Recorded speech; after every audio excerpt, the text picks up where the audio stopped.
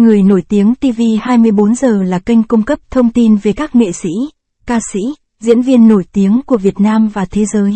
Hãy đăng ký kênh của chúng tôi để cập nhật tin tức nhanh nhất trong 24 giờ. Phùng Thiệu Phong và Triệu Lệ Dĩnh được cả cộng đồng mạng khen ngợi và được coi là cặp cha mẹ ly hôn kiểu mẫu. Một cuộc trò chuyện ngầm bên ngoài bệnh viện đã tiết lộ trách nhiệm của Phùng Thiệu Phong và Triệu Lệ Dĩnh trong 3 năm sau khi ly hôn. Khuôn mặt của đứa trẻ được che kín trong suốt quá trình điều trị y tế, việc bàn giao xe bảo mẫu giống như một quy trình làm việc chính xác.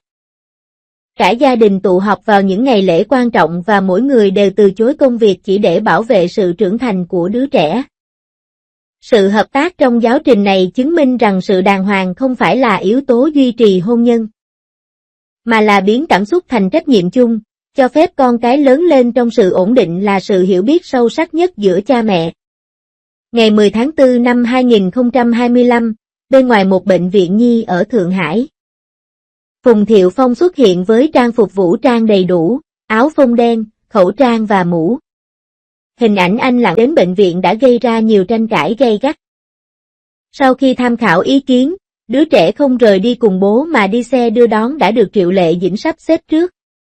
Cảnh này được cư dân mạng gọi là minh họa về sự hợp tác giữa các bậc cha mẹ đã ly hôn. Năm 2018, Phùng Thiệu Phong và Triệu Lệ Dĩnh gặp nhau nhờ một bộ phim truyền hình. Từ sự tương tác ngọt ngào trong Nghe Tây Du Ký, Nữ Vương Thiên Quốc cho đến sự ra đời của con trai vào năm 2019. Họ từng được thế giới bên ngoài coi là cặp đôi mẫu mực trong làng giải trí. Tuy nhiên, vào năm 2021, cả hai bất ngờ tuyên bố chia tay trong hòa bình. Nhấn mạnh việc cùng nhau nuôi con trong tuyên bố. Giờ đây có vẻ như lời hứa này từ lâu đã trở thành sự hiểu biết ngầm hàng ngày. Trong suốt quá trình điều trị, Phùng Thiệu Phong bế đứa trẻ trên tay và nhìn theo xe. Không có sự giao tiếp trong suốt quá trình nhưng sự hợp tác lại diễn ra liền mạch. Cư dân mạng nói đùa rằng giống như hoàn thành một cuộc bàn giao công việc chính xác vậy. Điều bất ngờ là, nửa giờ sau, khi xe đưa đón đến đón đứa trẻ được tìm thấy, người ngồi cạnh ghế lái chính là Triệu Lệ Dĩnh, người vừa kết thúc chuyến lưu diễn quảng bá phim ảnh. Cặp cha mẹ này đã ly hôn được 4 năm. Đã sử dụng phương pháp phân chia trách nhiệm được thiết kế cẩn thận để vạch trần những cặp đôi ly hôn trong ngành giải trí. Màn hình điện tử trong phòng cấp cứu đang nhấp nháy những con số màu đỏ. Hành động bế con trai trước cửa sổ lấy máu của Phùng Thiệu Phong khiến những người chứng kiến tại hiện trường nhớ đến cảnh kinh điển trong Nghe Tây Du Ký, Nữ Vương Thiên Quốc khi nhà sư ôm hoàng hậu. Sự hối tiếc của các nhân vật trong vở kịch khi không có được tình yêu mà họ mong muốn đã biến thành một mối liên kết sâu sắc hơn trong thực tế, khi những người yêu nhau trước đây thực sự đã trở thành đồng minh đáng tin cậy nhất trên chiến trường nuôi dạy con cái. Một số cư dân mạng đã đào lại lời hứa về quyền nuôi con chung trong đơn ly hôn cách đây 4 năm và phát hiện ra rằng đây không chỉ là một chiến thuật quan hệ công chúng, từ việc thay đổi lịch trình, hoạt động của cha mẹ và con cái đến phản ứng khẩn cấp về y tế, hệ thống hợp tác mà họ xây dựng có thể so sánh với hệ thống quản lý dự án của một tập đoàn đa quốc gia. Khi xe đưa đón bảo mẫu do Triệu Lệ Dĩnh sắp xếp rời khỏi bệnh viện, máy ghi hình trên xe đã ghi lại được câu hỏi ngây ngô của một đứa trẻ ở ghế sau. Ngày mai con có thể gặp bố mẹ vào cùng giờ này không? Câu hỏi đơn giản này giống như một con dao mổ sắc bén, mổ xẻ vết thương ẩn sâu nhất trong xã hội hiện đại. Khi 38% các gia đình ly hôn ở Trung Quốc vướng vào cuộc chiến giành quyền nuôi con, dữ liệu từ Liên đoàn Phụ nữ toàn Trung Quốc năm 2000 cặp đôi ngôi sao hàng đầu này có thể thoát khỏi đống đổ nát cảm xúc và thiết lập một mặt trận thống nhất trên chiến trường nuôi dạy con cái. Câu trả lời có thể ẩn chứa trong chi tiết của một cuộc phỏng vấn với Phùng Thiệu Phong. Anh thừa nhận rằng anh sẽ lặp lại câu "Ê mẹ có điều bất ngờ dành cho con vào ngày mai" mỗi lần trước khi chia tay con trai. Và chuyên gia trang điểm của Triệu Lệ Dĩnh tiết lộ rằng cô có số điện thoại liên lạc 24 giờ của bảo mẫu của chồng cũ được lưu trong điện thoại di động. Trong làng giải trí không bao giờ thiếu những tình tiết kịch tính, nhưng sự kết hợp của Phùng, Triệu đã tạo nên một mô hình mới về nuôi dạy con không cần hình ảnh. Các tay săn ảnh đã theo dõi họ trong 3 năm liên tiếp và chỉ chụp được hình ảnh mờ nhạt từ phía sau. Cặp đôi này đã đưa việc bảo vệ quyền riêng tư lên mức cực đoan.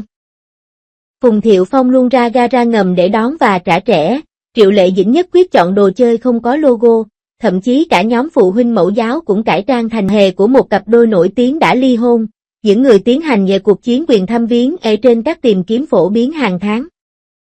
Thì sự kiềm chế của họ có vẻ đặc biệt đáng quý, xét cho cùng, không đứa trẻ nào nên sống sau ống kính tele và trở thành con bài mặc cả trong thế giới người lớn. Cộng đồng tâm lý học đã gây ra những cuộc thảo luận sôi nổi về vấn đề này và chuyên gia phát triển trẻ em Wamin chỉ ra rằng việc giảm kịch tính hóa gây này phù hợp với lý thuyết về sự ổn định cảm xúc. Khi 73% trẻ em trong các gia đình ly hôn mắc chứng rối loạn giấc ngủ do mâu thuẫn giữa cha mẹ, một cuộc khảo sát của Đại học Sư phạm Bắc Kinh năm 2024. Sự kiên nhẫn của Phùng Thiệu Phong khi tạo vòng tròn trên đồng ruộng cùng các con và sự quyết đoán của Triệu Lệ Dĩnh trong việc sắp xếp thời gian dành cho cha mẹ và con cái trong đoàn làm phim đều đang tạo nên những điểm neo cảm xúc dễ đoán.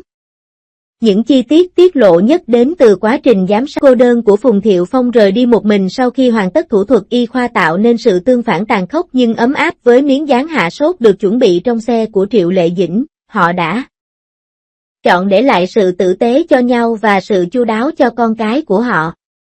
Điều 1085 Bộ luật dân sự quy định hai bên không có quyền nuôi con trực tiếp, có quyền thăm nom.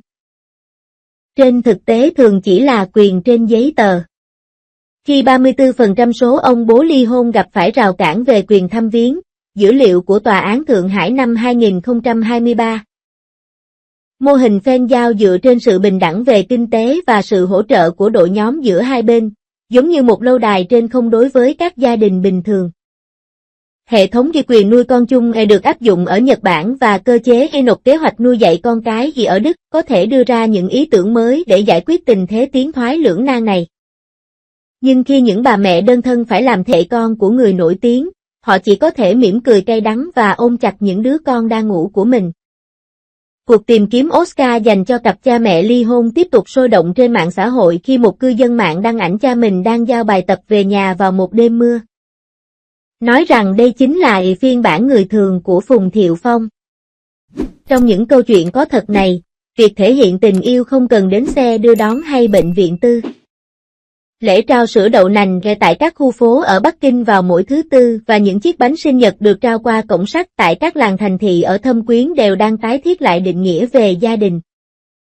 Giống như đêm hôm đó ở phòng cấp cứu, khi Tương Tường cầm số điện thoại mà cha đã đăng ký ở tay trái và khăn ướt mà mẹ đã chuẩn bị ở tay phải. Tín hiệu anh nhận được quan trọng hơn nhiều so với tình trạng hôn nhân của anh, sức nặng của tình yêu thương của cha mẹ chưa bao giờ liên quan đến sổ đỏ hay sổ xanh. Phóng viên Giải Năm và cuối cùng đã viết như sau trong báo cáo của mình. Tôi đã thấy quá nhiều người nổi tiếng biến việc nuôi dạy con cái thành một chương trình quan hệ công chúng, nhưng họ là những người duy nhất khiến cho ống kính máy ảnh trở nên vô nghĩa. Từ những bức ảnh thường ngày được tiết lộ trong những năm gần đây, có thể thấy rằng mặc dù cả hai đã chia tay nhưng vẫn đạt được sự đồng thuận cao trong việc nuôi dạy con cái.